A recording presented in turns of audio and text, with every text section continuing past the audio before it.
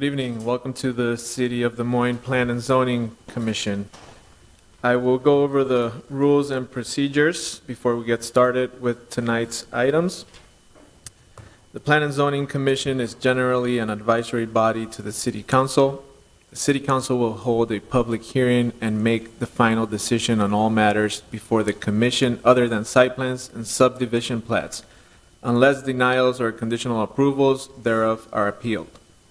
Please contact the City Clerk or Development Services Department staff for details on council hearings. Applicants will be given 10 minutes to present the request. Proponents and then opponents from the public are allowed to speak in that order, with each speaker allowed a maximum of 5 minutes. The applicant will then be allowed a 5-minute rebuttal. The hearing will then be closed and the commission will discuss and vote on the issue. All comments are to be germane to the item under consideration, and speakers are to maintain a courteous manner. Items listed on the consent portion of the agenda will not be individually discussed and will be considered for approval in accordance with the recommendation in the staff report, unless an individual present or a member of the commission requests that the item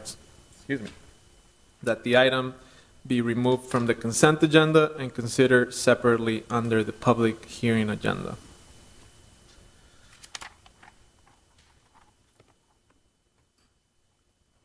With that, I will entertain a motion for the approval of the minutes. So moved. Thanks, Carolyn. All those in favor of approval, please raise your right hand. Any abstentions, same sign. Motion passes. Now I will go over the current consent items on the agenda. Item number 1 is a request from ERP Properties and JRG Cable Underground LLC for review and approval of a public hearing site plan for property located in the vicinity of 157 Arthur Avenue, and for a Type 2 design alternative in accordance with City Code to allow outdoor storage areas to be located in the front and street side yards, when outdoor storage areas are only permitted in the rear and interior side yards. Is there anyone from the public that would like to hear this item on the public hearing agenda tonight? Anyone from the commission? Seeing none, this item will remain on the consent. Item number 2 is a request from Vivid Properties LLC regarding property located at 6002 Winona Avenue for the following items. A, review and approval of a Type 2 design alternative to allow a flag lot with 20 feet of lot width at the street frontage, where the minimum required is 50 feet. And item B, review and approval of a Type 2 design alternative to allow construction of a new one-household dwelling that will be located behind a pre-existing accessory structure, thus creating a non-conforming accessory structure in the front yard, where accessory structures are to be located in the side and rear yard. Is there anyone in the public who would like this item to be pulled from the consent agenda? Anyone on the commission? Can I just ask one quick flag lot? Where's that definition, or what is that? A flag lot, it's a kind of a loose term used for a lot that has kind of narrow frontage, and it's how they get connection to the road, and then the lot opens up in the back, and then there's usually a lot that sits in front of it. Okay, I was trying to look that up. I can't figure out if that's an official term or just a term of. Yeah, I don't know if it's in this code specifically, but I know it might have been referenced in the old code, but it's kind of a plannerese. So it's just a way to describe the lot configuration. The item will remain on the consent agenda.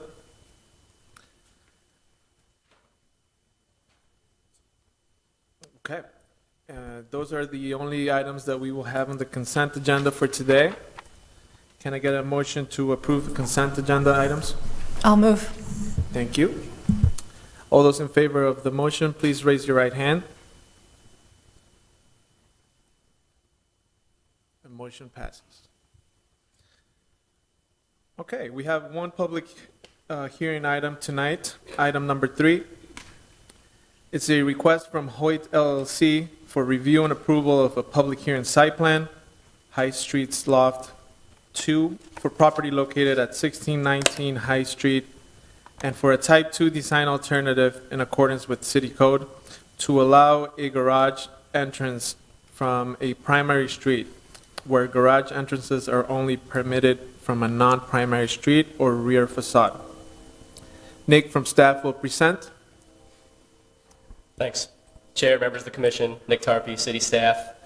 So tonight, we were talking about a development proposed at the corner of 17th and High Street. This commission saw a similar or sister project on the other side of the block. So if you've been in the area, it's under construction. This project is really thought of as like a twin project to that. It's not exactly the same, but really similar. So I'll walk through that a little bit. And the relief, as stated here on the screen, is specifically for that garage entrance facing High Street. So High Street is considered a primary street. Garage doors are not allowed to face primary streets. So that's the specific crux of the relief that they are seeking tonight. That's it. No other Type 2 design alternatives are being requested. So looking at an aerial here, in orange is where the site is highlighted. It's the site that we're talking about tonight. These two buildings have been scraped. This aerial is a little bit old. And if you've been in the area now, where my cursor is here just to the east, there's currently a 47-unit apartment building that's under construction. This area is just south of Sherman Hill, so Sherman Hill really is literally just to the north, these parcels in Woodland Avenue, getting into Sherman Hill. Downtown is just to the east. The Crescent Building, which is Big Grove, homegrown, some of those other types of tenants, just to the south. So that just to give you a context of the area that we're talking about here. A lot of redevelopment activity, just generally. Some site photos, existing photos, how it looks. Took these last week. This is taken at the corner of 17th and High, looking towards the northeast, right at the intersection. You can see the building that's currently under construction. The site now is really being used as like a lay-down staging type of area for this building that's currently under construction. Walk through those a little bit. See that? This is from the east, looking west towards 17th Street. Digging into the site plan here, here's a site diagram. So the existing building, or the building that's under construction, is highlighted here in this washout of this gray color. Had more of a U configuration, a little bit of a larger parcel. This building is on a little bit of a smaller parcel, but still is generally a twin design. It doesn't have the courtyard feature necessarily, but really thinking about it's got a lower level or a ground level, basement level parking that would be accessed from High Street. So that's where that garage entrance is coming into play. And then the 3 levels above it would be units, apartment units. So 44 units, mix it 1 2-bedroom, and then also some studio and micro units. So a little bit of a different unit mix than that phase 1. I'll let the development team talk about that a little bit more. A couple other views of the site plan. I guess probably the biggest thing to note is the grade here. If you've been in the area, you know 17th and 16th Street, they slope up into Sherman Hill. That is really the crux or the necessitation behind the design alternative relief that they're requesting. So really it's for them, when they're thinking about getting some parking on site with a tight infill urban style site like this, they want to put the parking on the lowest level, and specifically the entry to the parking garage on the lowest level of the site to try to maximize those floor plan efficiencies, get the most amount of spaces in there, and also not lose units as well. So the development team, I'll let them explain a little bit more, but that really was not feasible for them to put the garage door or the entrance from the alley, because that would allow or necessitate a ton of ramping, kind of working against that slope. The site falls about 10 feet from this alley on the north down to High Street on the south. So it made the most sense for them to come in and really stick that garage level off of that High Street side, because that's the lowest point of the site. Just another view showing some of the removals. Here's the landscape plan. You can see street trees, general foundation plantings that would be required. This view, and I'll toggle back and forth a little bit, this view also gives you a good idea of the spacing between the driveways that are proposed. Really the big thing when staff was evaluating this, the big thing that we looked at was, okay, we are potentially going to have two driveways that would come onto High Street. That's not really a desired condition necessarily from a traffic flow or a traffic safety standpoint. So how do we mitigate that as staff? What's a design intervention that we can come up with that's going to maybe mitigate some of the visibility and the conflicts that could come from that? And so one of the solutions that was broached by our traffic staff as well as planning staff was to develop, and it's not shown on this view, I'll go back to another view, but you can see the other driveway here, was to develop this like a within street island or kind of like a barrier area that would be within right-of-way that would physically separate these two driveways from each other. So it would really eliminate vehicles either driving through, parking, congregating in here, that would create additional conflicts between users of the right-of-way as well as people going in and out of these garage spaces. So I'll toggle up a couple spots here, and you can see that in this view here. So you can see one of the conditions that staff is requesting as part of this request is that there is this island, this curbed island, really like a bump out, if you will, a mid-block bump out to physically separate and to provide additional visibility between people that are coming in and out of the garage on the west and then the garage on the east.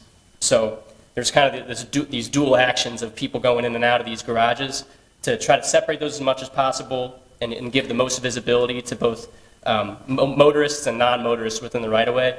Staff, that was the solution that we came up with to try to mitigate the impact of those two driveways and two garage entrances onto High Street. So I've got some other floor plans and elevation views. Again, that's not really the crux or the reason for the relief tonight. We can come back to those. Generally, thinking about what I just said, thinking about the staff recommendation, how we thought about this, we're recommending approval of the request subject to that kind of within High Street bump out or that island that I just talked about and just showed you guys, subject to that being on the final plans, and then really the final placement of that entrance of the garage where it actually sits from the intersection as well as the building to the east, subject to the satisfaction of the city engineer as well as planning and design administrator. So really thinking about where that garage entrance is in relation to the other garage entrance to the east as well as the intersection, and then also thinking about the installation of that island to give that physical separation. So those are really the two conditions or the two things that staff analyzed and thought about when we thought about this request. That's my presentation. I can take any questions if you have them. Thanks, Nick. Any questions for staff? Maybe this is a better question for the applicant, but could you just explain why we couldn't go? I understand why you can't have the parking off the alley. It's really tight back there, but off of 17th Street? Yeah, I think similar to the alley, I don't think you're coming down as much because you're not all the way at the top necessarily, but the way that they were structuring the ramping and kind of where their units are placed, if they wanted to still come in off 17th, they'd be losing units, and then the way they'd have to internally ramp that to get the garage circulation, they would lose parking spaces as well. I will let them explain that a little bit better, but that was the rationale given to me. Just wanted to clarify the staff's recommendation on the garage placement. Are you asking them to move it from where they have it today? No, we like it how it is now. Okay. We just wanted to basically stick that in there in case maybe there was discussions where it came back later on and moved. But how it is appearing before you guys today is how we would like it, yes.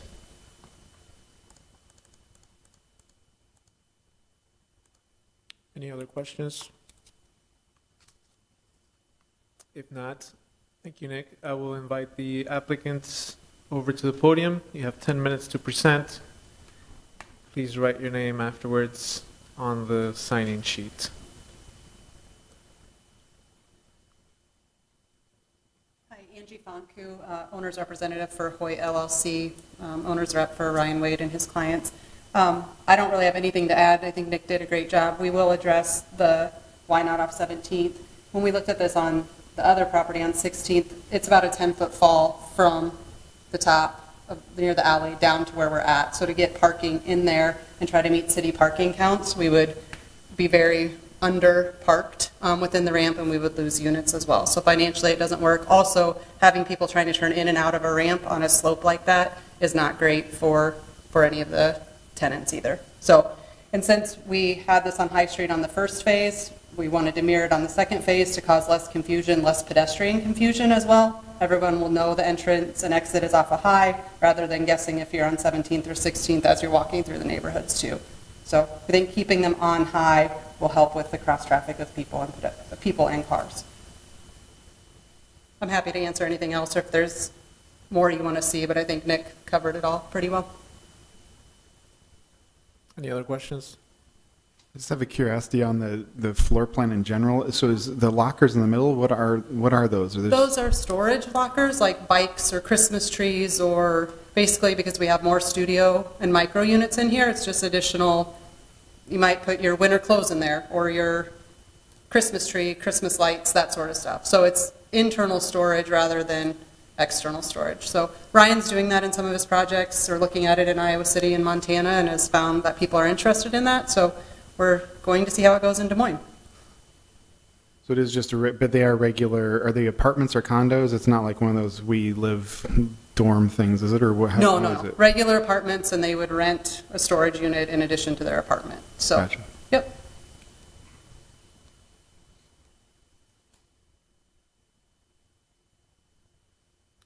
Thank you. Thank you.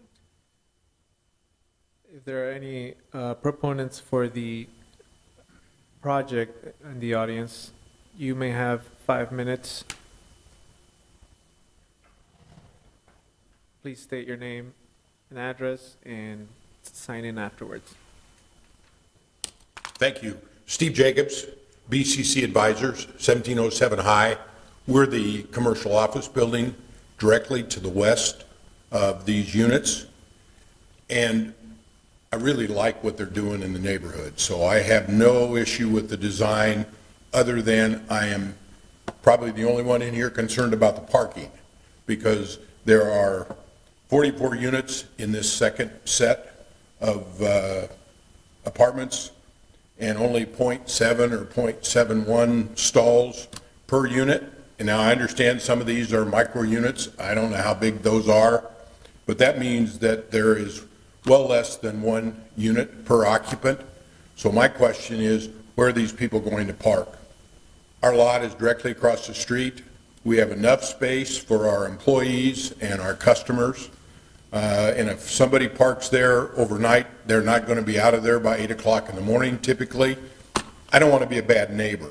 And I was in hopes that the city would require some additional parking elsewhere, but it looks to me like the place these folks are going to park are either in Carl's lot or in our lot, because you've got pressure from Big Grove, Trilex, Homegrown, the apartment building to the south of 1707 High, Carl's, and in Hoyt Sherman, if I didn't mention that. So I know there are parking places in the neighborhood, but there are also times there are absolutely zero parking places, and our lot is full after 5 o'clock at night with non-BCC related folks. And this is, I think, going to just add some more pressure.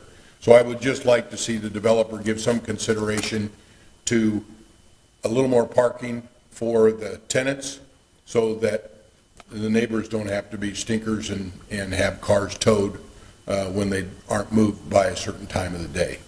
Otherwise, I like the project, I like what's going on in the neighborhood, but I wanted to share that. Thank you very much. Thank you. Please sign in if you didn't on that sign-in sheet. Any other individuals in support? Any individuals against this project? Neutral? If not, the applicant does have 5 minutes for rebuttal.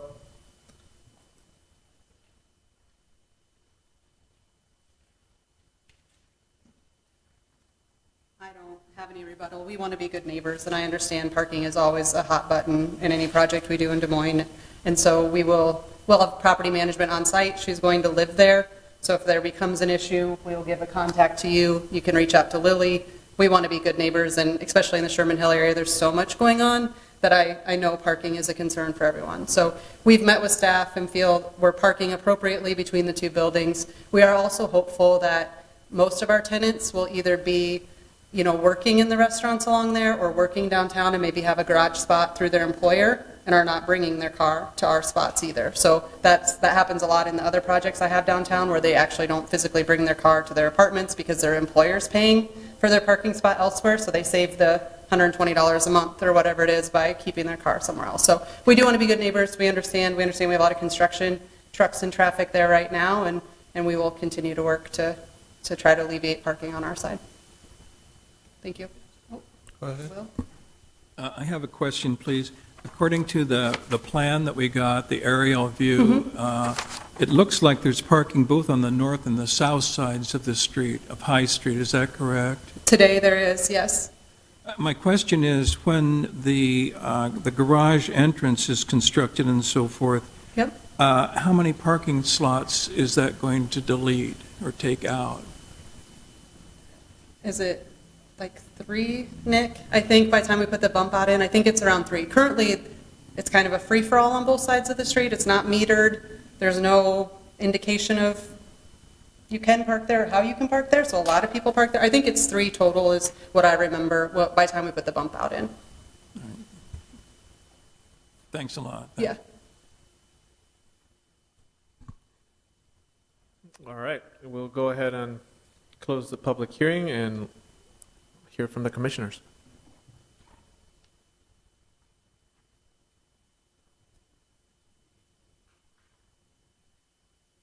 I move staff.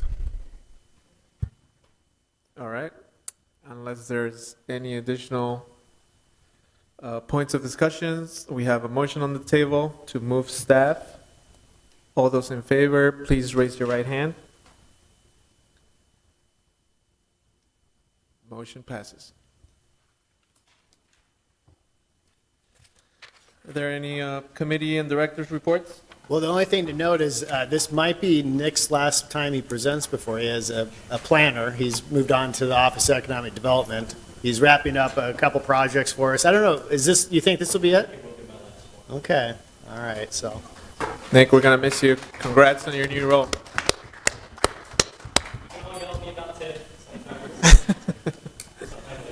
He's accepted a role focused on small business assistance, so. Anyway, that's all I have, so let's get out of here and go watch Iowa State play, right? All right, I will entertain a motion to adjourn. Thank you.